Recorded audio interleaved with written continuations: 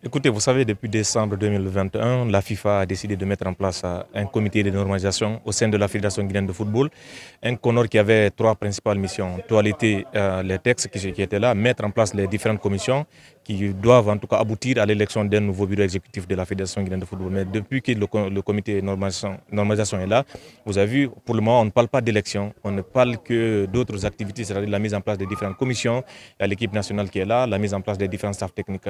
Donc il y a eu ces différentes bisbilles entre le CONOR et certains membres statutaires.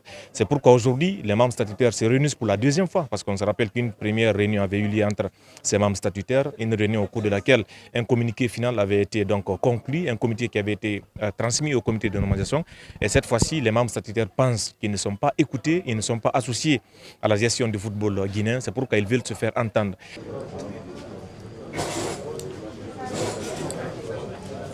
On s'est dit beaucoup de choses et le mot clé c'est qu'on veut aller aux élections au plus tard mois de septembre, c'est-à-dire avant le début de la saison prochaine.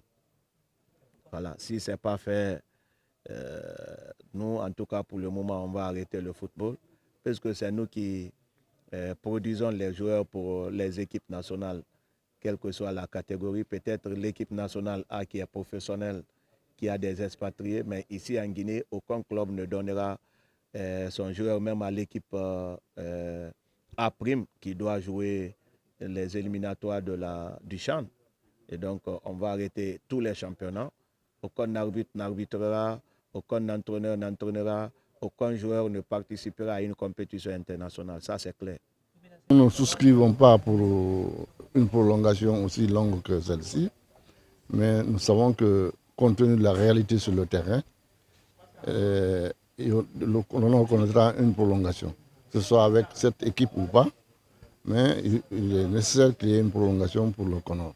Donc nous souhaiterions que déjà l'actuelle équipe qui est là, qui a commencé à faire une main tendue par rapport au discours que Madame la Présidente a eu à dire lors de la cérémonie de remise des prix, que ce discours-là vraiment soit suivi d'actes pour qu'ensemble nous puissions évoluer et nous mettons entièrement à sa disposition, à disposition du CONOR en général, pour vraiment avoir une idée précise du chronogramme du travail à faire.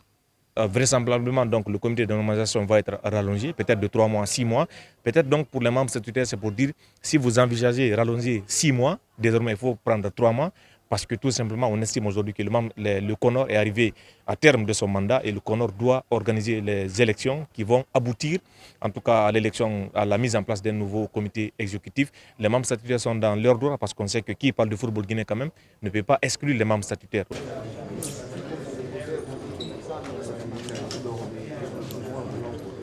Aujourd'hui, ils estiment qu'ils ne sont pas mieux écoutés. C'est pourquoi ils décident de mettre en place donc, cette commission, comme ils ont dit, une commission qui va aller à la FIFA, rencontrer la FIFA pour tenir des doléances. Parce que la FIFA, on n'exige pas, mais on fait des doléances dans lesquelles peut-être ces membres statutaires vont être écoutés, entendus, pour que la rallonge peut-être qui va être faite à ce CONOR-là puisse en tout cas être peut-être une rallonge comprise entre 3 mois peut-être, pour ne pas en tout cas retomber dans ces travers. Parce que quoi qu'on dira, moi j'estime, je pense que le CONOR et ses membres statutaires ne vont pas s'entendre, parce que la crise qui est née en tout cas au sein de la Fédération guinéenne de football, une partie vient donc pour moi de ses membres statutaires. On vient là-bas, c'est pour de vive voix et échanger avec eux. Sinon, il y a eu assez d'échanges de courriers entre nous. On a envoyé plusieurs courriers au CONOR, à la CAF, à la FIFA. La délégation vient échanger avec les autorités de la FIFA pour de vive voix, pour les mettre au bain de la situation et leur faire part de la position des 56 membres statutaires ici présents.